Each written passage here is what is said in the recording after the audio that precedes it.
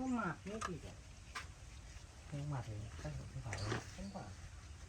Còn vì đây anh xỏ cái này vào hút không nhưng mà Không chưa. chưa. Thử trên sàn. Nhưng mà em cài cầu mới.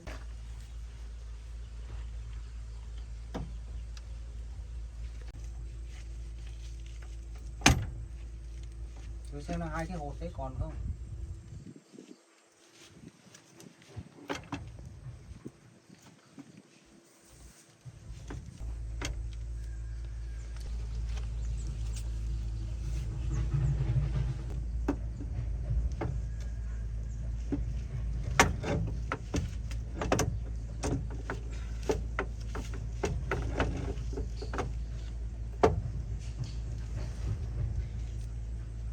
Hệ thống mà mẹ.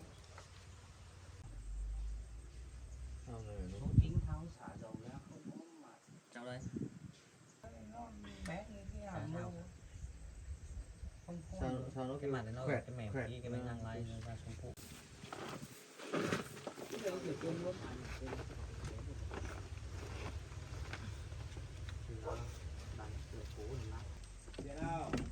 Cứ lên cây xăng tí nó bảo tối bây giờ toàn chỗ người nhà cả.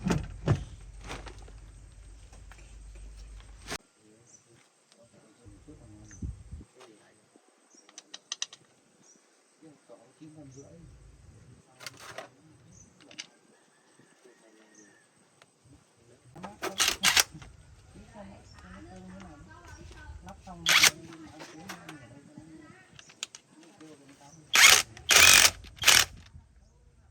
Nói chung là mày đến lúc mà lấy anh nó bảo là của em nó đó thì thì cũng không hỏi nữa chưa. nhớ rồi, nhưng mà từ lúc đấy anh biết em anh bảo thì mới biết rồi. Thường thường các cụ kêu là đa số là một là em vào số 9 kêu, hai là em ra số phụ muốn kêu. Em đi mấy chuyến ở đây lên kêu xong lên kia thằng anh nó đi đổi được 3 chuyến này không kêu, xong rồi đây là nó bảo kêu nó xuống. Chứ không, con này của em không bao giờ nó để ốc lát rồi mà. Nó ngon cầu ngon chứ. Cầu ngon mai ơi. Này em chạy mấy em cũng một mấy đâu cũng ăn được tí, mỗi hai bánh chưa được một tí đâu. Không 3 năm.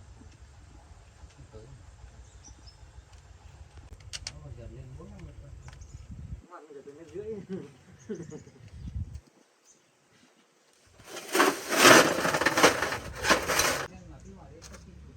Sau hôm nọ em thì nó cứ ham mà lúc chạy ở đường này nó lốc được, nói thẳng thế. nhưng vào cái bãi thì lốc cái gì, thằng nào có lốc Nó vào bãi nhá, dòng mình chạy bền hơn. đi chở cái mồi 9 tấn thôi đéo lên được dốc. Nhưng mà cái đấy tức cua nữa, xe tấn nữa nó lên Mấy to. mấy tu mô đó. Cái nhà kia nhưng mà hôm đấy em hạ bớt một phần nào xuống về cân rồi khánh à đâu 9 em đây chị ơi em chưa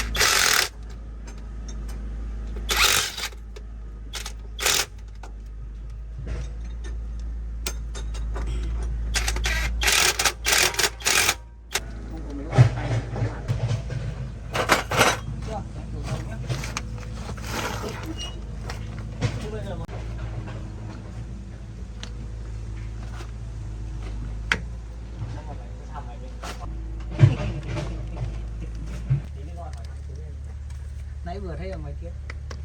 Đi đâu? À, đấy lúc nãy lúc anh còn hỏi xem là tôi còn nhớ ông là 12 và 39 này.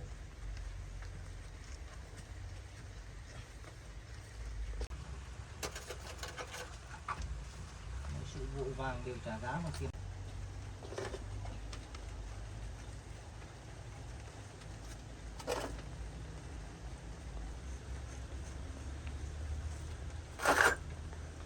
Rồi sao nhá? Gần xong rồi mưa.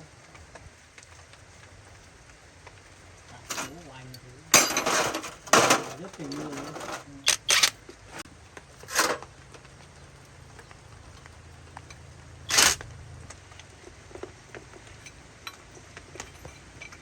Mình chẳng sống đéo tốt thì sao người ta không mua ăn đâu. Nói sắp chết. Lúc khổ như này không sao đi hoàng gia gì. Các em rút mát tay đi.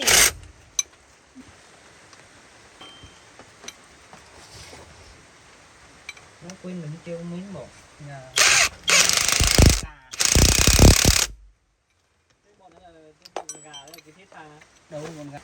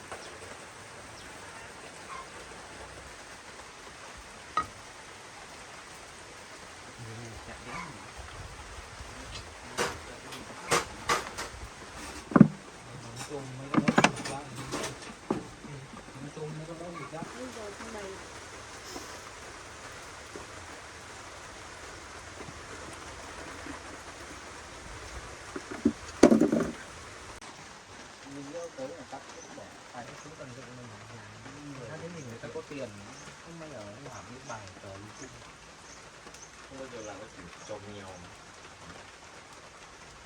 Em ra luôn thì có thể người ta tên để em giấy luôn là anh không biết luôn mà.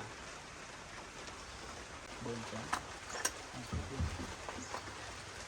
Nếu thế mình ra mình giả cho nó bảo là cái này không dùng được. Mua mỗi loại keo.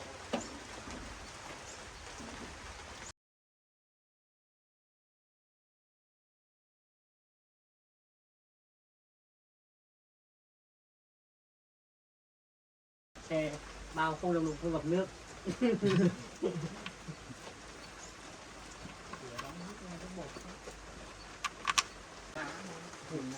Chỉ cần nghiêng là gì đã ngã. Con này chỉ nghiêng thôi. Con này chỉ nghiêng thôi chưa ngã đâu. Ngã con kia.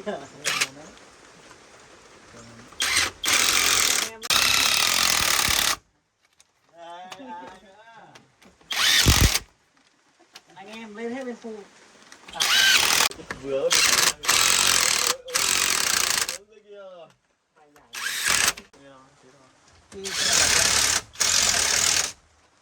Xe mượn bên trung minh để đi là năm ngày với nhau uống rượu xong thì đi uống bia là lật luôn mà em lái tưởng con gương ngủ ấy. nhiều không đấy? Chưa. À lại không sao cả, kéo lên phát lại đi tiếp được luôn. Thế nó mới nhỏ chứ.